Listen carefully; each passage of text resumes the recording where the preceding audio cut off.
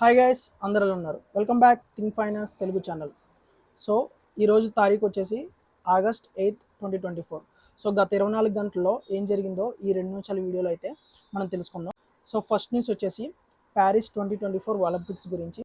So మనం మొన్న చెప్పుకున్నాం కదా, వినీస్ పోగట్ ఎవరైతే ఉన్నారో రెజ్లర్, మహిళా రెజ్లర్, దాంట్లో ఫైనల్కి అయితే క్వాలిఫై అయ్యారు. కానీ ఫైనల్కి వెళ్ళే ముందు అయితే వాళ్ళకి బాడీ వెయిట్ అనేది చెక్ చేస్తారు ఎంత ఉందో. సో ఇద్దరు ఒకే సేమ్ వెయిట్ ఉండాలి. సో మన ఇండియన్ రెజ్లర్ ఎవరైతే ఉన్నారో వినీష్ పోగట్ 100 గ్రాములు ఎక్కువ ఉండడం వల్ల ఫైనల్కి అనేది వెళ్ళకపోయారు.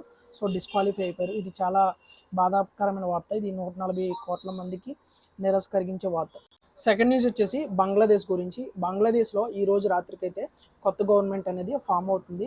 సో దానికి చీఫ్ అడ్వైజర్ కింద అయితే నోబెల్ పీస్ అవార్డు విన్నర్ ఎవరైతే ఉన్నారో మొహమ్మద్ యూనస్ అనేది ప్రమాణ స్వీకారం చేయబోతున్నారు. అలాగే ఆర్మీ కూడా ప్రమాణ స్వీకారం చేయబోతుంది. ఆర్మీ అనేది ఈ రోజు నుంచి